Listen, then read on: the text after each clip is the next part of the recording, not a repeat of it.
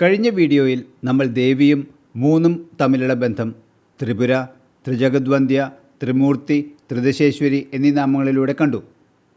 ഇന്ന് നമുക്ക് 126 മുതൽ 130 വരെയുള്ള ശ്ലോകങ്ങൾ നോക്കാം. 126 ശ്ലോകം. ത്രക്ഷരീ ദിവ്യഗന്ധാഢ്യ സിന്ദൂരതിലകാഞ്ചിത ഉമാ ശൈലേന്ദ്രതനയ ഗൗരി ഗന്ധർവസേവിത. ത്രക്ഷരി, ദേവിക്ക് മൂന്നുമായുള്ള ബന്ധം ഇനിയുമുണ്ട്. മൂന്നക്ഷരങ്ങൾ, അതായത് ത്രക്ഷരി ഉള്ള മന്ത്രങ്ങളെല്ലാം ദേവി തന്നെയാണ് എന്ന് പറയുന്നു. ബാല എന്ന ശ്രീവിദ്യാമന്ത്രത്തിലെ ഓരോ അക്ഷരവും ഓരോ കൂടമാകുന്നു. ഐം വാഗ്ഭവകൂടം, ക്ലീം കാമരാജകൂടം, സൗ ശക്തികൂടം. പഞ്ചദശാക്ഷരി മന്ത്രത്തിൻ്റെ 3 കൂടങ്ങളുടെ ബീജാക്ഷരങ്ങൾ ദേവി തന്നെയാണ്. ദിവ്യഗന്ധാഢ്യ, ദിവ്യമായ ഗന്ധങ്ങളാൽ ആദരിക്കപ്പെട്ടവൾ, ദേവതകളാൽ ചുറ്റപ്പെട്ടവൾ, ഉപാസകർക്ക് ദിവ്യഗന്ധങ്ങൾ നൽകുന്നവൾ എന്നൊക്കെ ഈ നാമം ദേവിയെ വിശേഷിപ്പിക്കുന്നു. ദേവന്മാരുടെ പുഷ്പവാടികളായ നന്ദനവനങ്ങളിൽ നിന്ന് സുഗന്ധപുഷ്പങ്ങൾ, ചന്ദനം എന്നിവ ശേഖരിച്ച് ദേവന്മാർ ദേവിയെ പൂജിക്കുന്നു. അതുകൊണ്ട് ദൈവികമായ ഗന്ധങ്ങളോട് കൂടിയവളാണ് ദേവി. അതുപോലെ ഉപാസകന്മാരും ഉത്തമ വസ്തുക്കളായവ കൊണ്ട് ദേവിയെ അലങ്കരിക്കുകയും പൂജിക്കുകയും ചെയ്യുന്നു. സിന്ദൂര തിലകാഞ്ചിത, സിന്ദൂരപ്പൊട്ടുകൊണ്ട് മനോഹരിയായവൾ, സിന്ദൂരം, തിലകം എന്നിവയെക്കൊണ്ട് മനോഹരിയായവൾ, ഗജങ്ങളാൽ ചുറ്റപ്പെട്ടവൾ എന്നൊക്കെ ഈ നാമത്തിന് അർത്ഥം കാണുന്നു. ദേവിക്ക് സിന്ദൂരം വളരെ ഇഷ്ടമായതുകൊണ്ടാണ് പൂജകൾക്ക് സിന്ദൂരം സമർപ്പിക്കുന്നത്. സിന്ദൂരത്തിന് ആന എന്ന അർത്ഥം വരുമത്രേ. കാഞ്ചിത എന്നതിന് പരിവൃത എന്നും അർത്ഥം വരും. അപ്പോൾ ആനകളാൽ ചുറ്റപ്പെട്ടവൾ എന്ന് പറയാം. ഉമാ, ഉമ എന്നാൽ പാർവതി ദേവി. ദക്ഷൻ്റെ പുത്രിയായിരുന്ന സതി തൻ്റെ പിതാവിൻ്റെ അധർമ്മപ്രവൃത്തികളിൽ വിഷമിച്ച് ദേഹത്യാഗം ചെയ്തിട്ട് പിന്നീട് ഹിമവാൻ്റെ പുത്രിയായി, അതായത് പാർവതിയായി ജനിച്ച് ശിവനോട് ചേർന്നു. ശൈലേന്ദ്രതനയ, ദേവിയെ ശൈലേന്ദ്രൻ്റെ, അതായത് ഹിമവാൻ്റെ പുത്രി എന്ന് വിശേഷിപ്പിക്കുന്നു ഇവിടെ. ഗൗരി, ദേവിയെ സ്വർണ്ണ നിറത്തോടു കൂടിയവൾ എന്നാണ് ഈ നാമം കൊണ്ട് വിശേഷിപ്പിക്കുന്നത്. ശംഖിൻ്റെയും മുല്ലപ്പൂവിൻ്റെയും ചന്ദ്രൻ്റെയും നിറമാണ് ദേവിക്ക് എന്നും അതുകൊണ്ടാണ് ഗൗരി എന്ന് വിളിക്കുന്നതെന്നും ദേവി പുരാണത്തിലും കാണാം. ഗന്ധർവ സേവിത, ഗന്ധർവന്മാരാൽ സേവിക്കപ്പെടുന്നവൾ, ഗായകന്മാരാൽ ആരാധിക്കപ്പെടുന്നവൾ എന്നൊക്കെയാണ് ഈ നാമത്തിന് അർത്ഥം കാണുന്നത്. സംഗീതത്തിന് ഗന്ധർവവിദ്യ എന്നും പറയും. അതുകൊണ്ട് ഗായകന്മാരാൽ ആരാധിക്കപ്പെടുന്നവളെന്ന് പറയുന്നു. 127 ശ്ലോകം.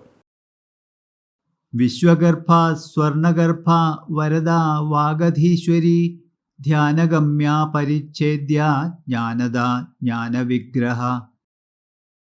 വിശ്വഗർഭ, വിശ്വത്തെ ഗർഭം ധരിച്ചവൾ, അന്തർഭാഗത്ത് ധരിച്ചവൾ എന്നൊക്കെ ഈ നാമത്തിൽ ദേവിയെ വിശേഷിപ്പിക്കുന്നു. സ്വർണഗർഭാവരദ, ഇത് 2 നാമങ്ങളായി മനസ്സിലാക്കണം. സ്വർണഗർഭ എന്നും അവരദ എന്നും.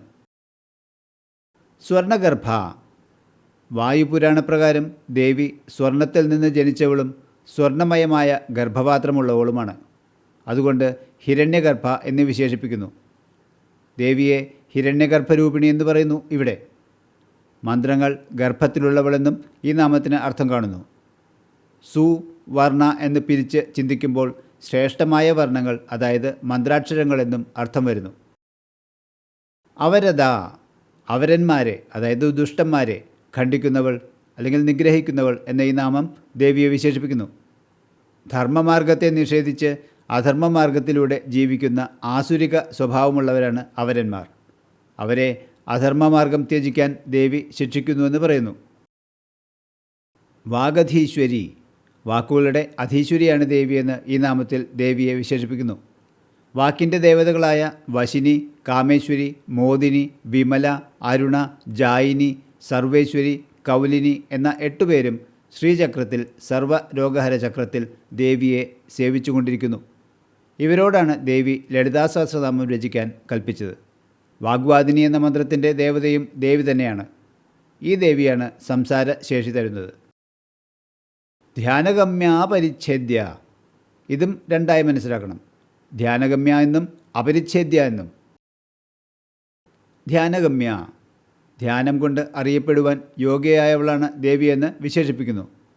മനുഷ്യസഹജമായ പല പരിമിതികളും ഉള്ളതുകൊണ്ടാണ് ദേവിയുടെ സാന്നിധ്യം നമ്മൾ അറിയാതെ പോകുന്നത് എന്നും ധ്യാനം കൊണ്ട് ആ പരിമിതികളെ നീക്കം ചെയ്യാൻ കഴിയുമെന്നും ആണ് പറയുന്നത്. അപ്പോൾ നമുക്ക് ദേവിയിൽ എത്തിച്ചേരാം. അപരിച്ഛേദ്യ, കാലദേശ പരിച്ഛേദങ്ങളില്ലാത്തവളാണ് ദേവി എന്ന് വിശേഷിപ്പിക്കുന്നു ഇവിടെ. ഇന്ന സ്ഥലത്ത് ഇന്ന സമയത്ത് ദേവിയെ കാണാമെന്ന് പറയുവാൻ സാധിക്കില്ല എന്ന് പറയുന്നു. കാലം, ദേശം, വസ്തു എന്നിവയ്ക്ക് അതീതമായ ദേവി സർവ്വവ്യാപിയാണ്. ജ്ഞാനദ, ജ്ഞാനത്തെ, പ്രത്യേകിച്ചും മോക്ഷപ്രദമായ ജ്ഞാനത്തെ ദാനം ചെയ്യുന്നവളാണ് ദേവി എന്ന് പറയുന്നു. ജ്ഞാനം നൽകുന്നത് ദേവിയാണ്. ജ്ഞാനവിഗ്രഹ, ജ്ഞാനം തന്നെ ശരീരമായവളെന്നും ജ്ഞാനത്തെ വിസ്തരിക്കുന്നവളെന്നും ദേവിയെ ഇവിടെ വിശേഷിപ്പിക്കുന്നു. 128 ശ്ലോകം. സർവവേദാന്തസംവേദ്യ സത്യാനന്ദസ്വരൂപിണി ലോപാമുദ്രാർച്ചിതാ ലീലാ ക്ലിപ്ത ബ്രഹ്മാണ്ഡമണ്ഡല. സർവവേദാന്ത സംവേദ്യ, എല്ലാ വേദങ്ങളാലും നന്നായി അറിയപ്പെടുന്നവളാണ് ദേവി. വേദങ്ങളുടെ അവസാന ഭാഗങ്ങളായ ഉപനിഷത്തുക്കൾ അറിവിൻ്റെ ഒരു ഭണ്ഡാരം തന്നെയാണ്. അവയിലെല്ലാം ദേവിയെ പറ്റിയുള്ള അറിവ് അടങ്ങിയിരിക്കുന്നു. സത്യാനന്ദ സ്വരൂപിണി, ദേവി സത്യവും ആനന്ദവും സ്വരൂപമായിട്ടുള്ളവളാണ് എന്നിവിടെ പറയുന്നു. ഭൂതം, വർത്തമാനം, ഭാവി എന്നിവയിലെല്ലാം ഒരേപോലെ യാതൊരു മാറ്റവുമില്ലാതെ നിൽക്കുന്നതാണ് സത്യം. ബ്രഹ്മം സത്യവും ജ്ഞാനവും അനന്തവുമാണ് എന്ന് ഉപനിഷത്തിൽ പറയുന്നു. ബ്രഹ്മസ്വരൂപിണിയാണ് ദേവി എന്നതിനാൽ സത്യവും ആനന്ദവും ദേവി തന്നെയാണ്. ലോപാമുദ്രാർച്ചിത, അഗസ്ത്യ മഹർഷിയുടെ പത്നിയാണ് ലോപാമുദ്ര. ആ ലോപാമുദ്രയാൽ അർച്ചിക്കപ്പെട്ടവൾ, ആരാധിക്കപ്പെട്ടവൾ എന്നാണ് ഈ നാമത്തിൻ്റെ അർത്ഥം. ലോപാമുദ്ര എന്ന പേരിൽ ഒരു മന്ത്രവുമുണ്ട്. ലോപാമുദ്ര മന്ത്രത്താൽ അർച്ചിക്കപ്പെടുന്നവൾ എന്നും അർത്ഥം പറയാം. ലീലാക്ലിപ്ത ബ്രഹ്മാണ്ഡമണ്ഡല, ഒരു ലീല പോലെ അനായാസമായി ബ്രഹ്മാണ്ഡമണ്ഡലങ്ങളെ ക്ലിപ്തപ്പെടുത്തിയവളാണ് ദേവി എന്നിവിടെ വിശേഷിപ്പിക്കുന്നു. സൃഷ്ടി, സ്ഥിതി, സംഹാരം എന്നിവ ദേവിക്ക് വെറും ക്രീഡയാണ്. 129 ശ്ലോകം. അദൃശ്യ ദൃശ്യരഹിത വിജ്ഞാത്രി വേദ്യവർജിത യോഗിനി യോഗദാ യോഗ്യ യോഗാനന്ദായുഗന്ധര. അദൃശ്യ, ദേവി അദൃശ്യയാണ്, കണ്ണുകൊണ്ട് കാണുവാൻ കഴിയാത്തവളാണ് എന്ന് പറയുന്നു. കണ്ണുകൊണ്ട് കണ്ടിട്ടോ ശബ്ദം കേട്ടിട്ടോ ദിവ്യഗന്ധം മണത്തറിഞ്ഞോ ദേവിയെ അനുഭവിച്ചറിയാൻ പറ്റില്ല എന്ന് പറയുന്നു. ശ്രദ്ധാഭക്തി കൊണ്ട് ധ്യാനിച്ചാൽ ചേതനയിൽ ഇത് യോഗികൾക്ക് സാധ്യമാകുമെന്നും പറയുന്നു. ദൃശ്യരഹിത, ദർശിക്കുവാനായി ദേവിക്ക് ഒന്നും തന്നെയില്ല എന്ന് പറയുന്നു. കേവല എന്ന നാമത്തിൽ ദേവിയാണ് എല്ലാം, ദേവിയിൽ നിന്ന് വ്യത്യസ്തമായി ഒന്നുമില്ല എന്ന് പറഞ്ഞിരുന്നു. ദേവി പൂർണ്ണമാണ്, അതുകൊണ്ട് ദേവിക്ക് കാണുവാനായി ഒന്നുമില്ല എന്നർത്ഥമാക്കുന്നു. വിജ്ഞാത്രി, വിശേഷമായ ജ്ഞാനത്താൽ അറിയപ്പെടേണ്ടവളാണ് ദേവിയെന്ന് ഇവിടെ അർത്ഥം വരുന്നു. വിജ്ഞാനം നൽകുന്നവളാണ് ദേവി. വേദ്യവർജിത, അറിയപ്പെടേണ്ടതായി ഒന്നുമില്ലാത്തവളാണ് ദേവിയെന്ന് ഇവിടെ പറയുന്നു. ദേവിക്ക് എല്ലാ കാലത്തും എല്ലാം അറിയാം. ദേവി സർവജ്ഞാനിയാണ്. യോഗിനി, ചിത്തവൃത്തിയെ തടയുകയാണ് യോഗമെന്ന് പതഞ്ജലി മഹർഷി പറയുന്നു. ചിത്തം, അതായത് മനസ്സ്, സദാ ചഞ്ചലമായിരിക്കും. ജീവാത്മാവും പരമാത്മാവുമായിട്ടുള്ള ഐക്യത്തിൻ്റെ ആദ്യപടി അഷ്ടാംഗയോഗത്തിൽ യമം, നിയമം, ആസനം, പ്രാണായാമം, പ്രത്യാഹാരം എന്നീ ബഹിരംഗ യോഗങ്ങൾ പരിശീലിച്ച് മനസ്സിനെ ഏകാഗ്രമാക്കലാണ്. ബ്രഹ്മരൂപിണിയായ ദേവിക്ക് ഇത് സ്വതസിദ്ധമാണ്. അതുകൊണ്ട് ദേവിയെ യോഗിനി എന്ന് വിശേഷിപ്പിക്കുന്നു. യോഗിനികളായിട്ടുള്ളവൾ എന്നും ഈ നാമത്തിന് അർത്ഥം വരുന്നു. അതായത് ഡാകിനി, രാഗിനി തുടങ്ങിയ യോഗിനി ദേവതകളും ദേവി തന്നെയാണ് എന്ന് പറയുന്നു. ഇത് നമ്മൾ നേരത്തെ കണ്ടതാണ്. യോഗദ, യോഗത്തെ തരുന്നവളാരോ അവൾ യോഗദ. യോഗശക്തികളായ മന്ത്രയോഗം, ലയയോഗം, ഹരയോഗം, രാജയോഗം എന്നിവ മനുഷ്യയത്നത്താൽ സിദ്ധിക്കണമെങ്കിൽ ആദ്യം ദേവിയുടെ കൃപ ആവശ്യമാണ്. ദേവിയാണ് യോഗശക്തികൾ പ്രദാനം ചെയ്യുന്നത്. യോഗ്യ, യോഗത്തെ അർഹിക്കുന്നവളാണ് യോഗ്യ എന്ന് പറയുന്നു. ഇന്ദ്രിയങ്ങളെ അന്തർമുഖങ്ങളാക്കി ധാരണ, ധ്യാനം, സമാധി എന്നിവയാൽ സത്ത്, ചിത്ത് ആനന്ദമായ ആത്മാവിൽ ലയിക്കുമ്പോൾ സ്ഥിരമായ ആനന്ദം ലഭിക്കുന്നു. ഇത് ദേവിയുടെ കരുണയാൽ ഭക്തന് നൽകുന്നതിനാൽ യോഗ്യ എന്ന് പറയുന്നു. യോഗാനന്ദ, യോഗത്താലുള്ള ആനന്ദത്തോടു കൂടിയവൾ, ആനന്ദഘനമായ യോഗനിദ്രയായവൾ എന്നൊക്കെയാണ് ഈ നാമത്തിന് അർത്ഥം വരുന്നത്. യോഗസിദ്ധിയാൽ അനുഭവിക്കാനാവുന്ന ആനന്ദം ദേവിയുടെ സ്വരൂപം തന്നെ എന്ന് പറയുന്നു. സുഷുപ്തിയും ആനന്ദമായതിനാൽ യോഗനിദ്രയായവൾ എന്നും വിശേഷിപ്പിക്കുന്നു. യുഗന്ധര, ചതുർയുഗങ്ങളെ ധരിച്ച് വേണ്ട പോലെ നടത്തുന്നവളാണ് ദേവിയെന്ന് ഈ നാമത്തിന് അർത്ഥം പറയുന്നു. കൃതയുഗം, ത്രേതായുഗം, ദ്വാപരയുഗം, കലിയുഗം എന്നിവയിൽ അതാതിൻ്റെ ധർമ്മങ്ങൾ വഴിപോലെ നടത്തുവാനായി അവയെ ധരിക്കുന്നവളാണ് ദേവിയെന്ന് അർത്ഥമാക്കുന്നു. 130 ശ്ലോകം. ഇച്ഛാശക്തി ജ്ഞാനശക്തി ക്രിയാശക്തി സ്വരൂപിണി സർവാധാര സുപ്രതിഷ്ഠ സദസത് രൂപധാരിണി.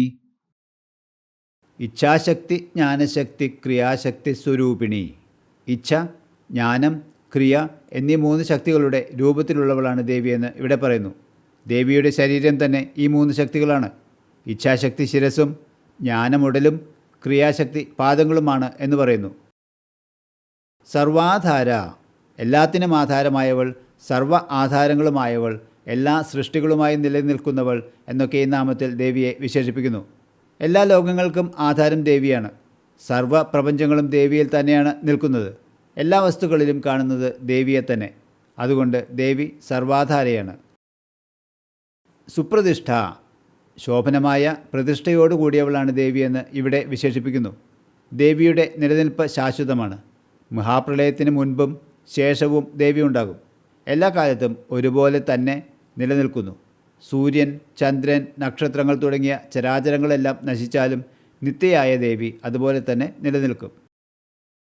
സദസദ്രൂപധാരിണി, സത്തായിട്ടും അസത്തായിട്ടുമുള്ളവളാണ് ദേവി എന്ന് പറയുന്നു. അനാദികാലം മുതൽ ഈ വർത്തമാനകാലത്തും ഭാവിയിലും ഒരേപോലെ സത്യമായി നിലനിൽക്കുന്നതിനെ സത്തെന്ന് പറയുന്നു. പ്രപഞ്ചം നിലവിലുള്ളപ്പോൾ സത്യമായി തോന്നുമെങ്കിലും അതിന് മാറ്റങ്ങളുണ്ടാവാം, നാശമുണ്ട്. കുറച്ചുകാലം നിലനിന്ന് നശിക്കുന്നതിനാൽ പ്രപഞ്ചം അസത്താകുന്നു. ദേവി ബ്രഹ്മസ്വരൂപിണിയായതിനാൽ സത്തും, പ്രപഞ്ചരൂപത്തിൽ ദൃശ്യമാകുന്നതിനാൽ അസത്തുമാകുന്നു. നമ്മളിപ്പോൾ 661 നാമത്തിലാണ് നിൽക്കുന്നത്. 130 ശ്ലോകങ്ങൾ കഴിഞ്ഞു. ഇന്നത്തെ 5 ശ്ലോകങ്ങൾ നമുക്ക് ചൊല്ലാം.